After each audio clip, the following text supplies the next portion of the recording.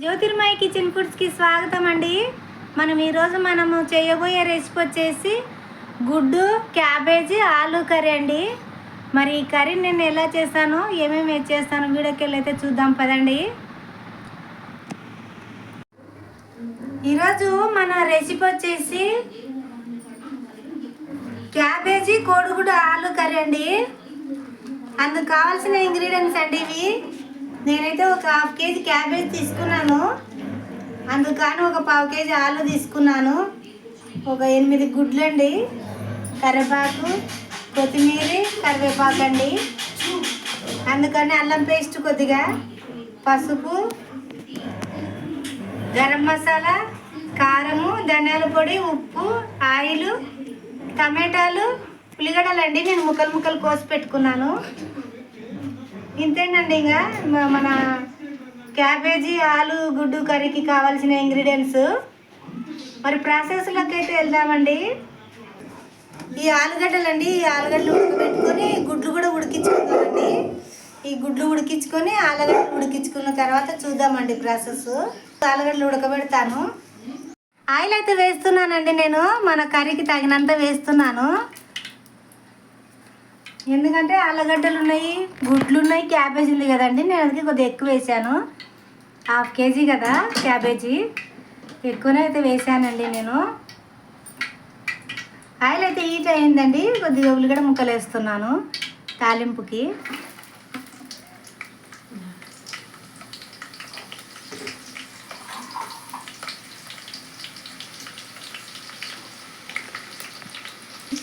కొంచెం పోపు దినుసులు అయితే వేస్తున్నానండి. తర్వాత ఎండుమిర్చి వేస్తున్నాను, ఒక 2 వేస్తున్నానండి, 2.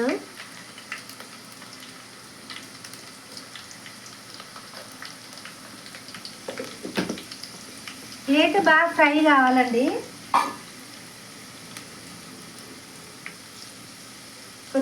కొద్దిగా కరివేపాకు అయితే వేస్తున్నాను, ఓ 2 రెమ్మలు వేసాను.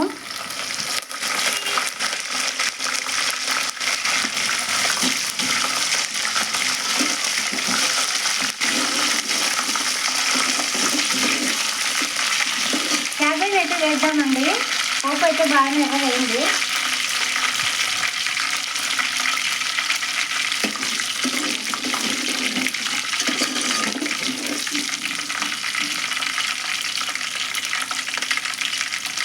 క్యాబేజ్ అయితే వేస్తున్నాను.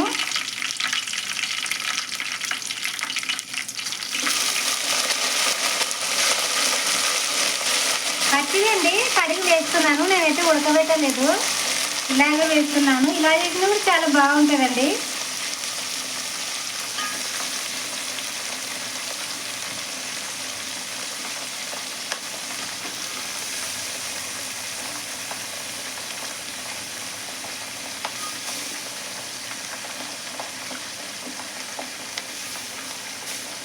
కొద్దిగా ఉప్పు వేసుకుందామండి.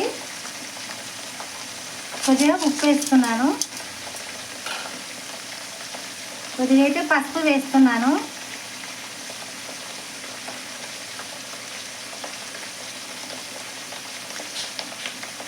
కొద్దిగా అయితే అల్లం పేస్ట్ అండి.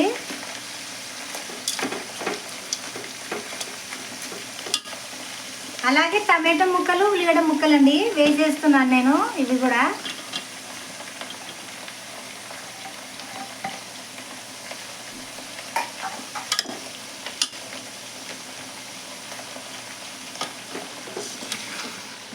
ఇవైతే ఒక 5 నిమిషాలు మగ్గించుకుందామండి. బాగా కలిపేసి మగ్గించుకుందాము.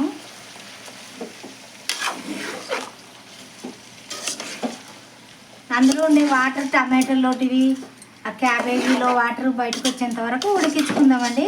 ఈ లోపల అది ఆలుగడ్డలు కట్ చేసి వేస్తానండి దీంట్లో.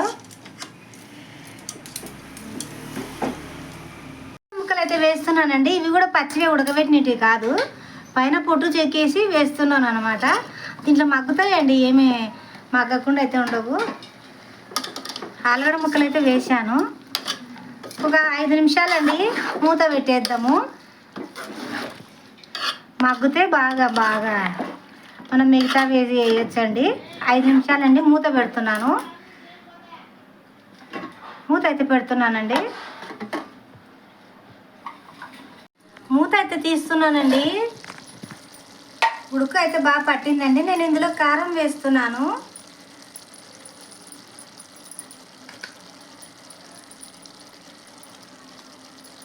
తగినంత వేసానండి. మీరు చూసి వేసుకోండి, మీ కర్రీకి తగినంత.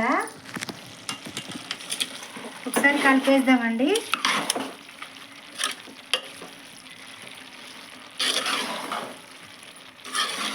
చాలా టేస్టీగా ఉంటుందండి ఈ కర్రీ. అన్నంలోకైనా, జొన్న రొట్టెలోకైనా, చపాతీలోకైనా చాలా అంటే చాలా బాగుంటుందండి. ఈ పద్ధతిలో మీరు కూడా ఒకసారి ట్రై చేయండి.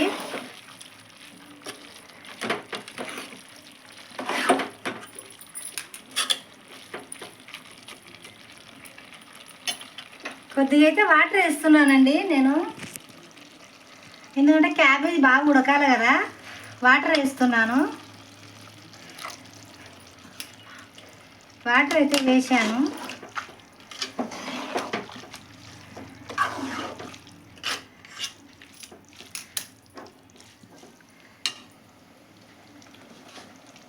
ఇందులో కొద్దిగా కొబ్బరి పొడి వేస్తున్నానండి. కొబ్బరి పొడి వేసాను.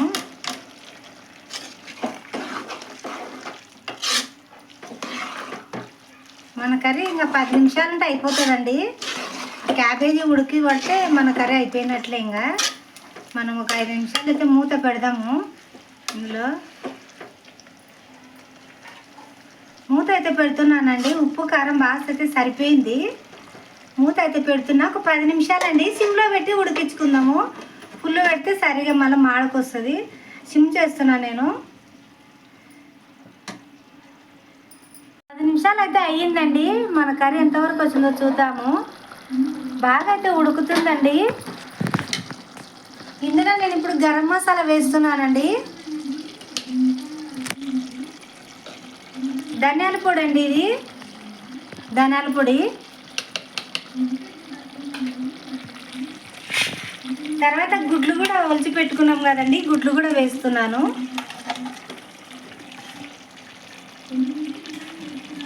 అలాగే కొత్తిమీర కూడా వేసుకున్నామండి.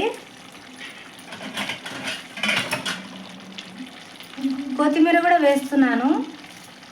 ఒక 5 నిమిషాలండి. గరం మసాలా అవన్నీ కొద్దిగా ఉడికితే బాగుంటుందండి. ఒక 5 నిమిషాలు కలబెట్టేద్దామండి. కలబెట్టి మనం మూత పెట్టేద్దాం. 5 నిమిషాలు ఆల్మోస్ట్ అయిపోయినట్లే మన కర్రీ. చాలా మంచి, మా రూమ్ అంతా వాసన గుమగుమలాడుతుందండి. వాసనకి చాలా బాగుంది వాసన. కూర కూడా చాలా టేస్ట్ అయితే ఉంది, బాగుంది. ఉప్పు కారాలు అయితే అన్నీ బాగా సరిపోయినాయండి.